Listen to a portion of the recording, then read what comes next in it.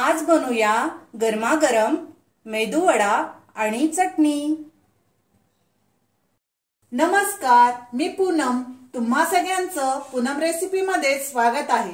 आज आपण मेदूवडा बनवणार आहोत। त्यासाठी आपण उडीद डाळ रात्रभर भिजत ठेवली होती। साधारण 7 ते 8 तास आपण भिजत ठेवलेली आहे। चटणीसाठी खोबरं, मीठ, मिरची, लसूण आणि इथे फोडणीसाठी राई घेतलेली आहे। इथे आपण मिक्सरला डाळ बारीक करून घेऊ।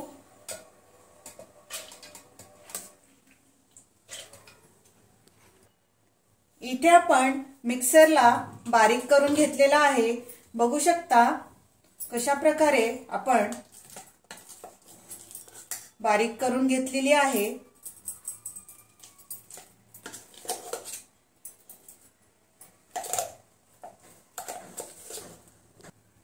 इथे आपण राहिलेली डाळ आहे ती आपण बारीक करून घेऊया।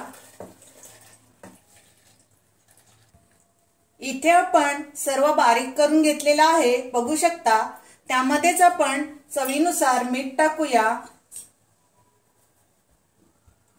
आणि हे हाताने एक 5 मिनिट आपण सर्व मिक्स करून घेऊ। 5 मिनिट आपण बघा सर्व पीठ फेटून घेतलेला आहे।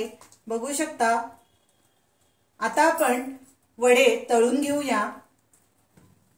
इथे आपण कढईमध्ये तेल गरम करायला ठेवलेला आहे। आपण तेल गरम झालं की वडे सोडून घेऊ। हाताला थोडंसं पाणी घ्यायचं, दोन्ही हाताला आपण लावून घेऊ आणि जेवढा मोठा आपल्याला वडा सोडायचा आहे तसा गोळा घेऊन आपण थापून घ्यायचा आणि मध्ये पाण्याचा हात लावून आपण वडे हाताने सोडून द्यायचे आहेत।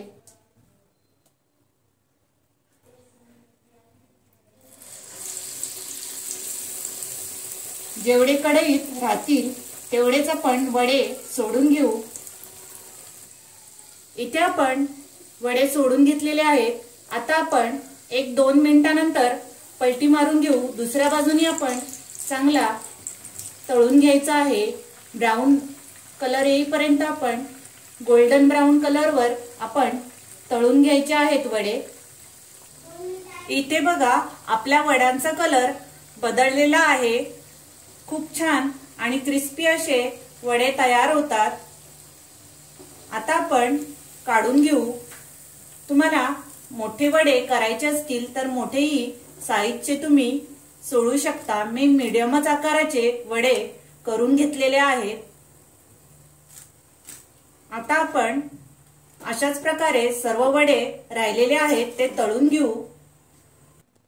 इथे आपले सर्व वडे तयार झालेले आहेत तळून। आता आपण चटणी बनवायला घेऊया। इथे आपण चटणीसाठी छोटं भांड घेतलेलं आहे मिक्सरचं। त्यामध्ये 1 वाटी किसलेलं खोबरं टाकून घेऊ।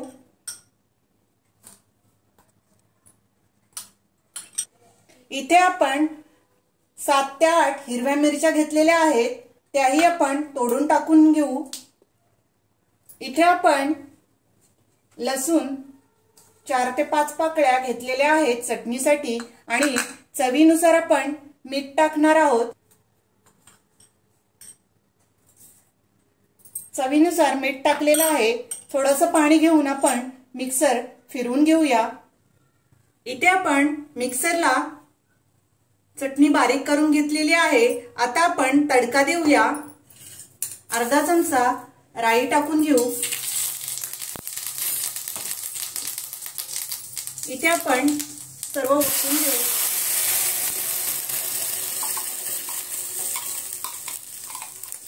थोडंसं पाणी टाकून आपण मिक्सरमध्ये घेऊया। कारण तुम्हाला कशी चटणी हवे तसं तुम्ही पातळ करू शकता। इथे बघा आपली चटणी खोबऱ्याची तयार झालेली आहे।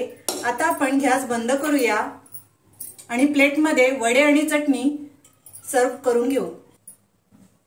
इथे आपला मेदूवडा आणि चटणी गरमागरम खायला नाश्त्याला तयार आहे। पावसाळ्यात तुम्ही ही माझी गरमागरम रेसिपी नक्की ट्राय करून बघा।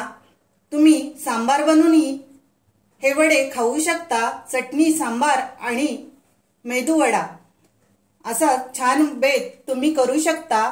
माझी ही रेसिपी तुम्हाला आवडली असेल तर लाईक करा, शेअर करा आणि माझ्या चॅनलला सबस्क्राइब करा। थँक्यू।